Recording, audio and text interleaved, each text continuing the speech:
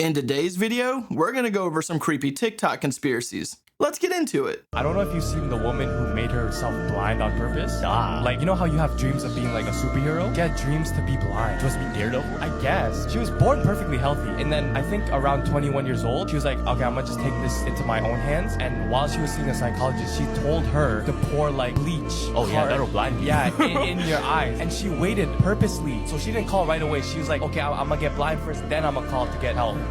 They drained her, she became blind. But apparently it's a disease. I think it's BID, it's like body dysmorphia? No, it's like body identity dysmorphia. Yeah, something like Probably that. Yeah, some people like they see things differently in the mirror, right? Exactly, yeah. And like when she was a baby, she said that it was meant to be like this, and she had a cane, even though she wasn't blind yet. So she manifested herself Kinda, yeah. She was waiting all her life to be blind, and she wasn't blind. Yeah, she learned Braille before she did it. So as soon as she blind, she knew how to read Braille already. That's weird. Yeah, it's super messed up, but it's like, it's your life, I guess. Like, yeah, it is your life. I, as a kid, always wondered what it would be like being blind, and I always pretended to walk around the house as if I were blind. I could not imagine making myself blind. That just sounds miserable. That is not one way I want to manifest something, that's for sure. A group were out exploring a rainforest deep in South American jungle. They decided to send up their drone to kind of scan the area, scout it. But they captured something that they least expected. What looks like some sort of maybe statue of an extraterrestrial life was on a ledge. But the thing is, this thing turns and looks directly at the drone. Take a look at this footage and tell me what you think.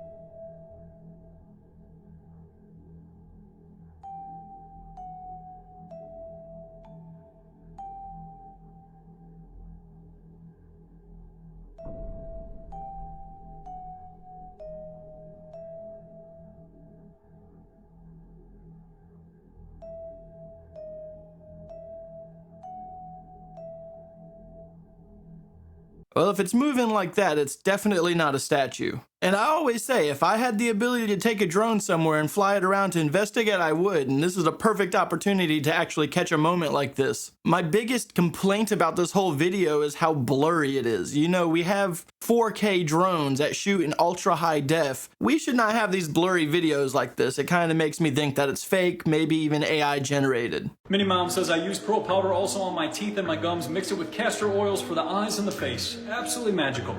You don't need fluoridated toothpaste that causes neurological damage and burns holes in your teeth with citric acid. You can just use a little coconut oil, a little pearl powder, a little bit of clove. Nice and simple. And then a little bit of castor oil and pearl around the eyes. Nice and healing for the eyes. And then you can also eat a little pearl. You put a little pearl in your oatmeal or your smoothies. Help heal the body, nourish the body, and bring everything back. But just absolutely magical for the teeth, the bones, the hair, skin, nails, eyes, everything. Pearl covers every connective tissue. It's hydrating, 2% structured water to help hydrate the whole body, which we needed because we are very dehydrated. There's a great book, it's called You're Not Sick, You're Thirsty. And that's usually what people are. They're very dehydrated and then they develop all types of ailments. Kind of like they turn into a prude. That's a pretty interesting natural toothpaste remedy. I'm always on the hunt for good natural toothpaste or something to really get a good clean mouth and something that can whiten my teeth. Even though I know teeth are not naturally supposed to be white, I do like to try to get my teeth as white as I can because I personally like that look, even though I do a pretty bad job at keeping them white. Let me know in the comments if this is something that you think actually holds true, or if you know your own remedies, recipes on getting good, clean, healthy teeth, and also how to brighten them up a little bit. That's a safe and healthy way of doing so. When you don't see something happen or if you can't hear anything happening, it's real easy to say it's just not doing anything. But when you get a Rife machine, it comes with this little canister. It's got a BB into it. If you set it up on 30 hertz, watch this. I'm gonna try to get it where you can see I'm clearly not shaking the canister. But you see that little BB moving? The frequency's doing that. If that frequency produces enough energy to move a BB, just imagine what it's doing at a molecular level in your body. To use the Rife machine, it comes with this amplifier that you plug into that, and then you plug that into your phone. You gotta download the Z app right there. You can either pick individual frequencies, or they have a whole page of different sequences that you can use. There's like a frequency list for pretty much anything that you can have wrong with you. I generally pick one that's got arthritis in joints because that tends to be everything that's wrong with me. I make sure the volume on my phone is at maximum level. I'll turn the little amplifier on to about 30 to 40%, like they say. It says you don't have to directly place this over the problem area as long as you're within like 3 feet, but just in case, I always like to just kind of hang it by my ankle right there and then just let the sequence play out. This particular one's about 5 minutes, but they can get up to like an hour or maybe even more. That gives you plenty of flexibility on how much time you have for a therapy session. I try to do at least 1 session a day, and it's just like everything else when it deals with your health. Is consistency is key, hydration is key, good nutrition is key. You can't do just one thing and be healthy. Again, I'm not getting paid for this at all. I'm just giving you my personal experience. But if you would like to look into it, they're about $450. Look up Rife Technologies. I've been doing a little bit of digging on these Rife machines. I'm extremely interested in them. It's hard to find users using them to give proper reviews, and it's always kind of just like this video where he's like, hey, it works, it moves this BB, so it has to be moving things at a molecular level, and it's just, I'm not seeing the effects of it taking place yet, and I'm just trying to find all of the videos I can on these Rife machines because I think that it is an extremely interesting piece and it has potential of actually being something that could help someone. Though the technology does kind of scare me because it's a little sketchy looking, this copper-based item that's plugged into an outlet. To me, it just looks like it could electrocute you. And putting the BB by it and the BB spinning also kind of makes me a little concerned for people that might be using these that have like pacemakers in their chest. I'm still doing some research. I'm still trying to find all the videos on this device because there's not very many, but there's a lot of them that kind of go over the same topics. Like, oh, this does this, and it has all of these frequencies. And I really do not want to spend $500+ on just trying it out, you know? If anyone is watching that is familiar with the Rife machine or has a Rife machine, please leave a comment down below letting me know your thoughts, your experiences with the device, or is it just something that you're interested in getting? Because these are kind of rare. And not only are they rare, they're pretty expensive. Can somebody explain what this is? This guy took a video of this while he was in a cave somewhere. And this thing came out of the cave. This thing came out of its own cave and started showing itself. Do y'all see that? Look at that, y'all. It's like his head is glowing. Look, his head is glowing and his body's all dark black. What is that, y'all? That cannot be human with his head glowing like that. Look, you can see the only thing that's shining from here is his head. Look at this. Look at that. What is that, y'all? That is pretty big. It's gotta be some kind of alien. And what's crazy is there's more little caverns, y'all. So look at all these caverns here.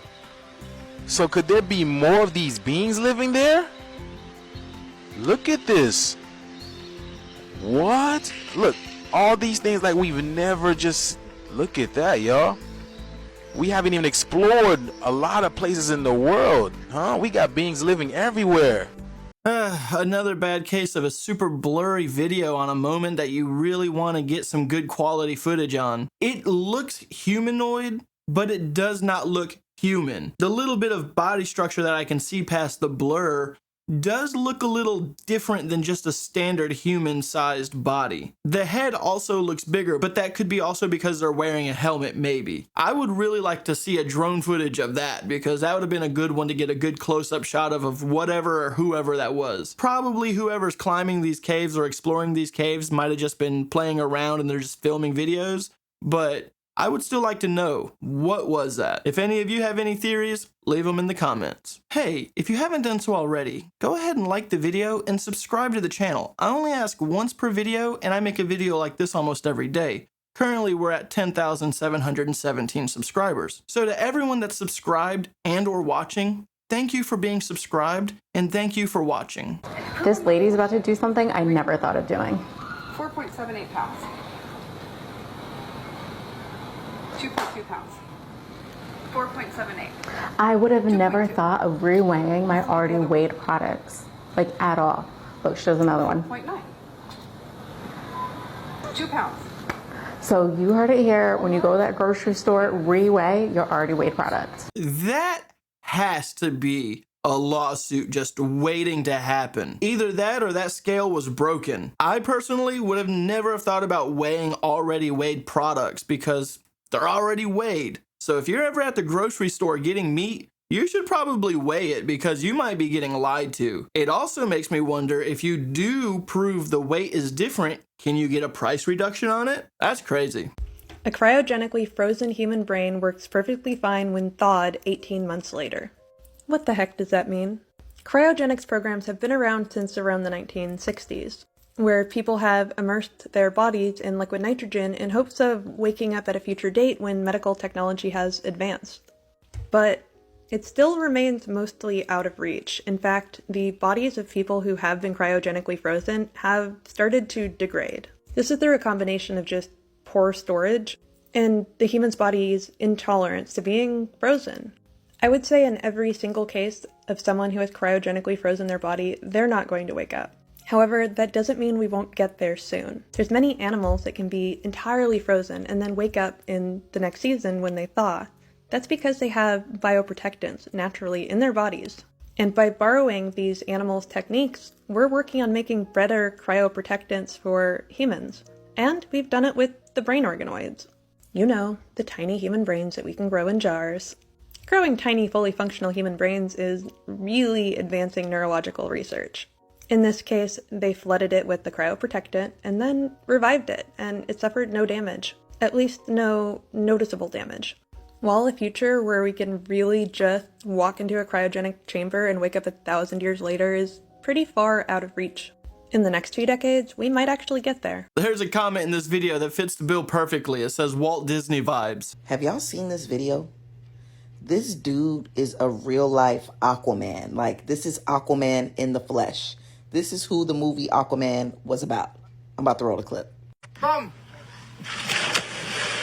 He jumps in the water. Look at this. This is insane.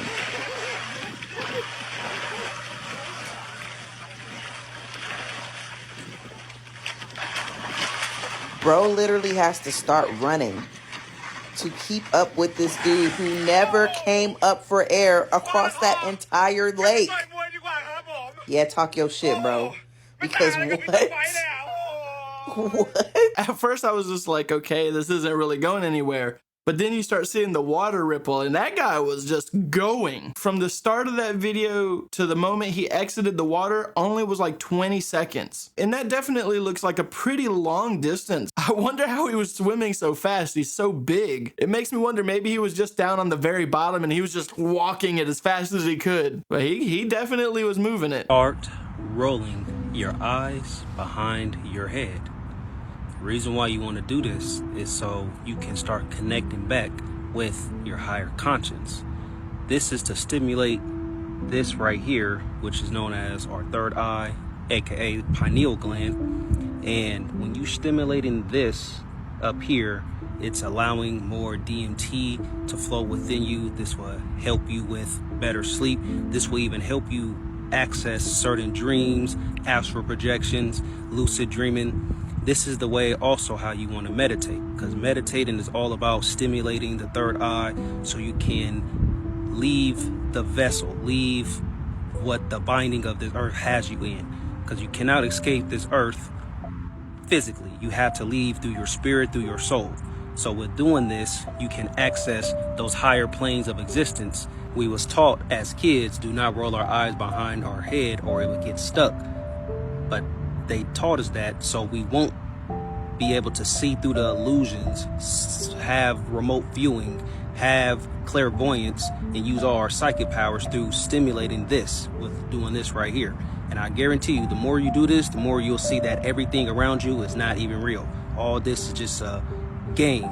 Literally. Let me tell you, that kind of hurt my eyes just looking at it. Anytime that I roll my eyes in the back of my head, it just strains my face. I don't like it. I don't know if this is a good thing or a bad thing. Leave a comment down below on your beliefs of this, but I don't know. It just looks uncomfortable to me. A 32-kilometer high tower is being planned that will be suspended from an asteroid. Yes, 32 kilometers. That's 20 miles high, and it's totally real, proposed by Clouds Architecture in 2017. For reference, the current tallest building in the world is the Burj Khalifa Khalifa in Dubai at 830 meters. This will be almost 40 times higher. Called Analema Tower, it's planned to be attached to an asteroid 50,000 kilometers in space, suspended by a series of cables that will hold the building in place. The asteroid will follow a figure-8 path in Earth's orbit, moving at 480 kilometers an hour, so the tower will actually fly through different cities every day. This mega high-rise will sort of be its own self-sustained city, not even connected to the ground and divided into separate sections, each with their own purpose. Starting with entertainment, shopping, dining, and office spaces at the very bottom, we go into the gardening and agriculture section, and then the residential above that. The monument, which will probably be for like nice views and sightseeing, worship for religion, and reliquary, which is a place used to store sacred relics. I kind of wonder what they're going to keep there. Then at the very top is the funerary, their cemetery, which will be so high that you get an extra 42 minutes of daylight and a 10% horizon visibility. Maybe we'll finally be able to see the curvature of the Earth from up there. The top of this tower will be more than 3 times the average cruising altitude of a commercial airliner. Partially powered through solar panels, and water will be supplied filtered through clouds and rain. There are still so many unanswered questions for this project, like how will people even get off the building, which the company suggested parachutes, or how will anyone even survive in residential units higher than Mount Everest, where oxygen is thin and temperatures at -40 all year round. At the end of the day, this is just a proposal that hasn't started construction yet, and they do say that we don't exactly have the technology to support it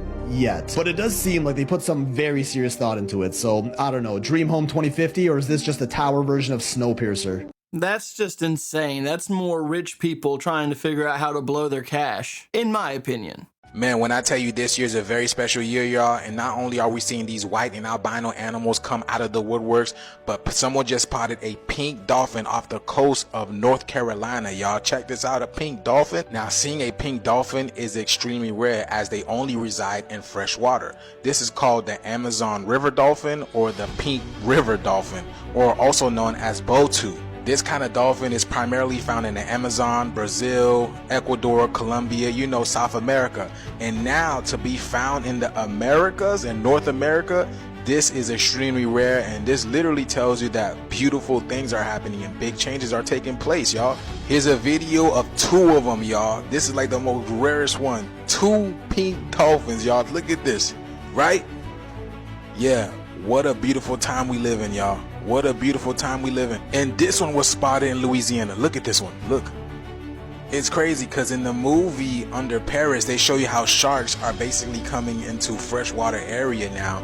And now this pink dolphin, which primarily lives in freshwater, is being found in different parts of the Americas, y'all. Pink dolphins are really cool looking. Maybe we'll just start seeing a whole bunch of pink dolphins instead of standard dolphins. Maybe they're just starting to take over. The Egyptian artifacts make absolutely zero sense, and archaeologists might just be afraid of being wrong. How is it the further back in time we go, the more advanced they get? Egypt is old, like really old. Egypt is so old that even ancient Egyptians studied ancient Egyptian history thousands of years older than them. When the Romans discovered the pyramids, they were older to the Romans than the Romans are to us today. Woolly mammoths still roamed the earth when they were first built. And of course, everyone knows that Cleopatra lived closer to the invention of the iPhone, or hell, closer to you watching this video right now than she did to the construction of the pyramids. What's strange is that as time went on, their artifacts somehow got less and less advanced. The Egyptian Empire reigned for about 3,000 years, divided into approximately 31 dynasties classified into the Old, Middle, and New Kingdoms. When we go back to the first 5 or so dynasties, the Old Kingdom, we see impressive feats of design engineering unlike any other. And impressive is an understatement. These are straight up machine perfect down to the micrometer. Like this round vase, perfectly balancing itself dead center on a point no larger than the tip of an egg. Except this isn't your pottery class vase made of clay.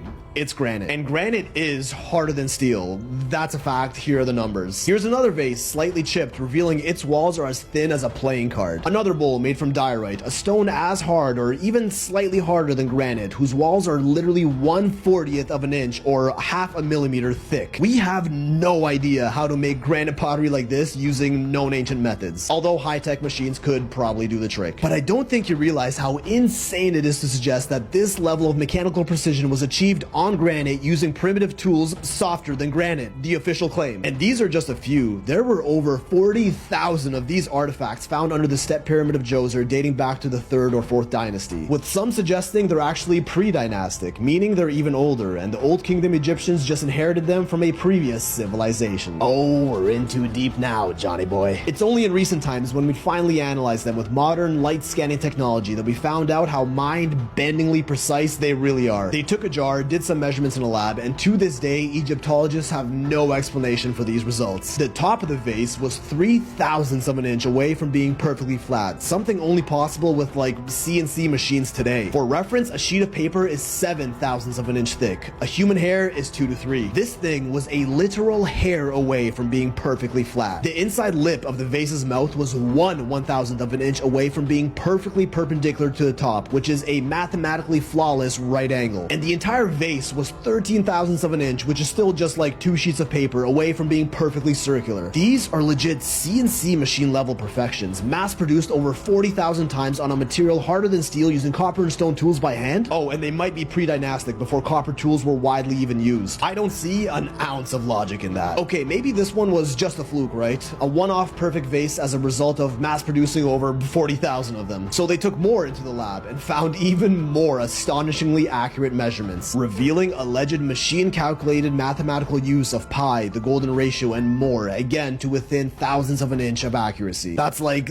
that much. Everything from the flatness of the base, the roundness, and even the uniformity of the thickness of the walls was nothing less of CNC machine perfection. Justifying this by saying they were just really skilled or they had a lot of time does not explain this level of precision with the known tools and methods at their disposal. There are even some vases that are reportedly made from corundum, which is magnitudes harder than granite and sits right behind diamond on the hardness scale. Although this one is for some reason debated, a lot of people claim it isn't made from corundum, but still others insist it is. A single one of these pots would have likely taken weeks, if not months, given modern explanations. Shouldn't there be evidence of their highly precise techniques all over ancient Egypt? Oh, there was this. A hieroglyph outlining the sculpting of an alabaster vase, one of the softest materials ever, softer than marble, and totally possible with their tools. But it's been proven that the technique outlined here would not work with granite. Sure, cutting into huge slabs using rough and painstakingly slow techniques using those tools might be possible, as we've seen them desperately trying to prove, but the force of friction required to achieve that simply would not be possible on small, delicate artifacts like these, never mind how machine accurate they are. Some of these vases are as small as a thimble, not even practical, and even harder to make, almost like they were just showing off, like, look what we can do. One theory is that these vases were spun on some sort of grinding tool, for which they have no evidence nor recordings of, but that's completely blown out of the water with the lug handles on the sides here. It's pretty obvious these wouldn't be possible from spin grinding. Absolutely no one can explain how these lug handles were made, which again, lab results showed that they too were perfectly symmetrical and level to each other to within thousandths of an inch. Later dynasties even tried recreating these jars, and although still impressive, are nowhere near the precision of the earlier ones. This level of advanced pottery is said to have reached its peak in the first 2 dynasties, and then poof, they just forgot how to do it, which leads people to believe these artifacts might be much older than anyone thinks. What if they inherited them from even earlier previous civilizations? And it doesn't end with these. There's also the schist disc crafted from a single piece of stone. Tell me, what kind of stone can be shaped like this by hand? No one really knows what this is, said to be a bowl or a flower holder of some sort, even though it looks sorta mechanical. Recovered from a 1st dynasty tomb, and again thought to be even older than that. Then we get to the statues, and these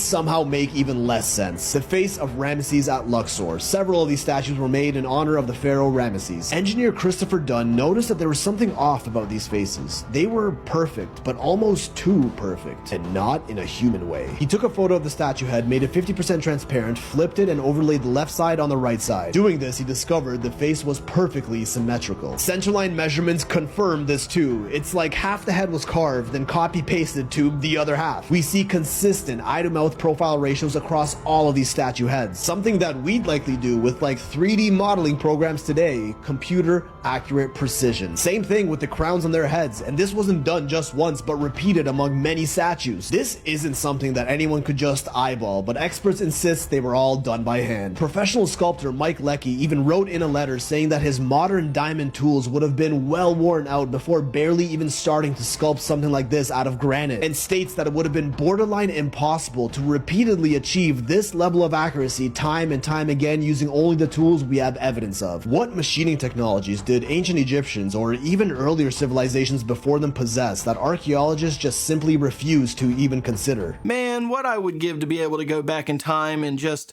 see how it was done, because there has to be a logical explanation. Whether it's machinery, alien technology, what have you, there has to be an extremely logical way that when you see it, you're like, oh, that's how they did it. That makes sense. But for being thousands upon thousands of years old, unless we are wrong about the age of these artifacts, that's just incredibly impressive. Leave a comment on your thoughts, your theories about this. I find this extremely interesting.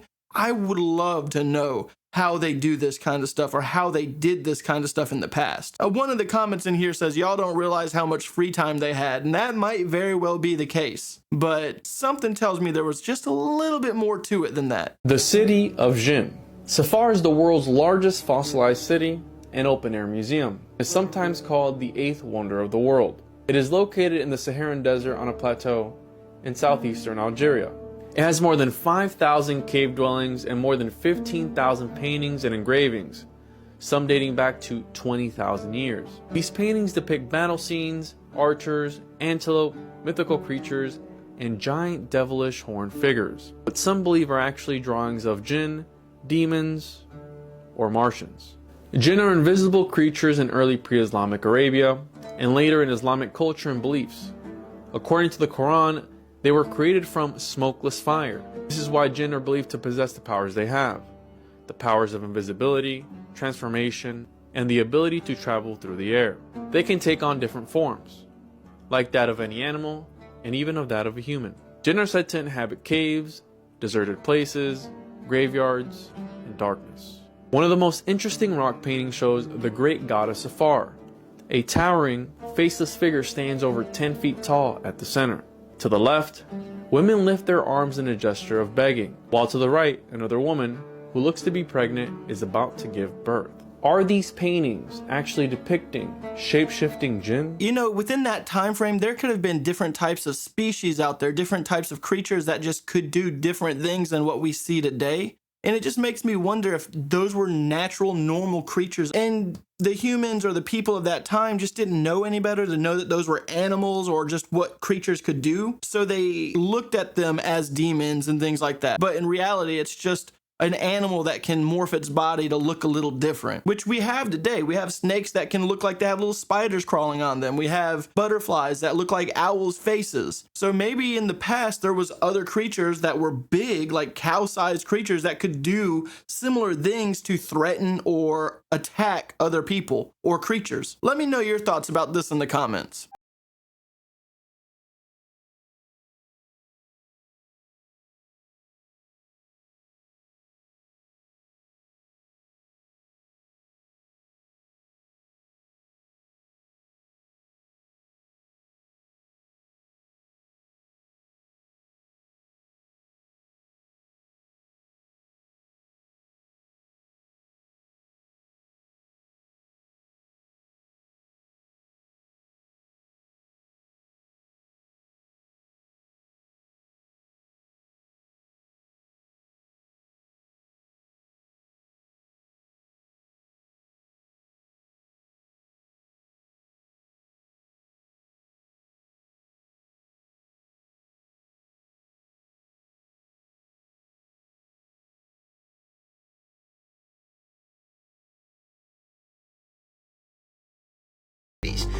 The essential thing about this particular parasite cleanse is that it has sweet wormwood, cloves, and walnut. That combination actually doesn't just eradicate the parasite, but it actually eradicates the parasite eggs as well. Well, if any of you are interested in that product, I'll leave a link in the description.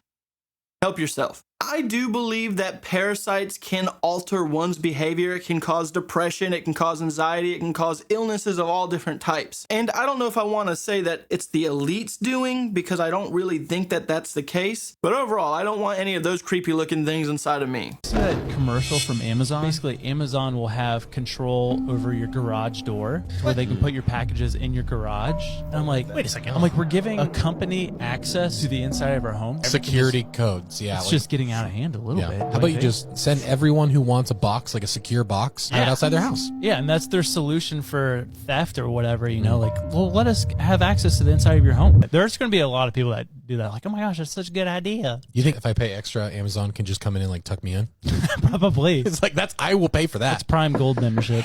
I'll pass on having Amazon send anything inside of my house or in my building whatsoever. But like he said, it would be actually a really good idea if there was a certain device or a product that you could purchase from Amazon or lease from Amazon that would allow postal delivery services, Amazon delivery services to drop that item in that box that's exclusively coded just for you. So when you're home, you can just unlock the device that's specially coded just for you, pull your packages out, you're good to go. But it should not have any access to access your personal home. That's kind of creepy. Seriously, leave the UK whilst you actually have the chance. This is the final straw. This is the final straw, lads. So as I'm sure you know, a lot has been going on in the UK in the last sort of 6 months with loads of new laws coming into place. Like literally unflavoured air is going to be the next thing to be banned at this rate. Now of course our leader at the moment, Mr. Rishi Sunak, one of the major points of his manifesto saying when he gets in, he will bring back national service. This just got 10 times worse. So from the start, when he announced national service would be coming back, he said it won't actually be enforced. So it's not like you're going to go to jail if you refuse to go, but there will be sanctions and incentives. So we don't know what the incentives are going to be. It'll probably be like 50p an hour or something. But he said subtly, well, we're not sure what we are going to do to people, but most likely they are going to look to take away your driving license or ban you from accessing your finances. National service is going to be compulsory. How will you make people do it? All sorts of things that people do across Europe, whether that's looking at driving licenses, other access to finance. Access to finance? Yes. So if people don't want to do national service, what, you're going to take their bank cards away? Genuinely share with a friend and hit that follow button and I will keep you updated. Simply put, that's just crazy and should not be. Anyone in the UK has to go through this, I'm so sorry. Anybody else looking at the moon tonight with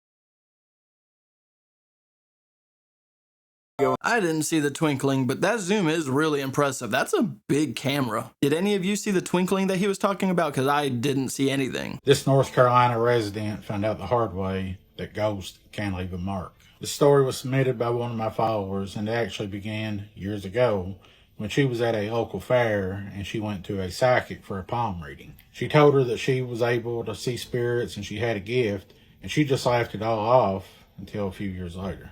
She lives in a house, she said, that had had multiple deaths. There was a lot of activity going on. Doors would open and close. You would hear things like they were breaking or falling, and when you checked it out, nothing was there. On a warm October night, she went to bed around 3 a.m., which she said was pretty normal. And she said she had on shorts because it was really warm. She didn't even bother putting covers over her. And she was trying to just go to sleep. Then all of a sudden, she felt what she thought was someone sit down like on the end of her bed, like on the edge of the bed. She felt the bed go down and she just knew someone was there. She noticed at the same time that she felt this, that the air temperature changed and it was now extremely cold. She could actually see her breath. When she got the courage to roll over and look, she said there was a dark figure. It was huge. It was extremely tall down around where she felt the bed move. It had very long, unnatural arms, and she just was struck with pure fear. She quickly rolled back over. She couldn't stand to look at it anymore, and she just closed her eyes, and she said several minutes went by, probably 5 minutes, and she felt like whatever was on the bed stood up and left. At some point, she did fall back asleep, But when she got up the next morning, she noticed this. She had these bruises on her leg, as you can see right here. And she said when she went to bed, she had no bruises at all. She didn't feel this happen, but you can almost see what looks like a hand or finger marks. This is a little bit closer look, and she has no clue where these bruises came from, because when she went to bed at 3 a.m. the night before, they was not there. If you guys have ever encountered anything like this, the Hat Man, a shadow person, let me know in the comments. Have a great day. God bless. If she was able to move, then that wasn't sleep paralysis. So I do not know how she gained the courage to go back to sleep after that. I would have been out. An invisible city, the Russian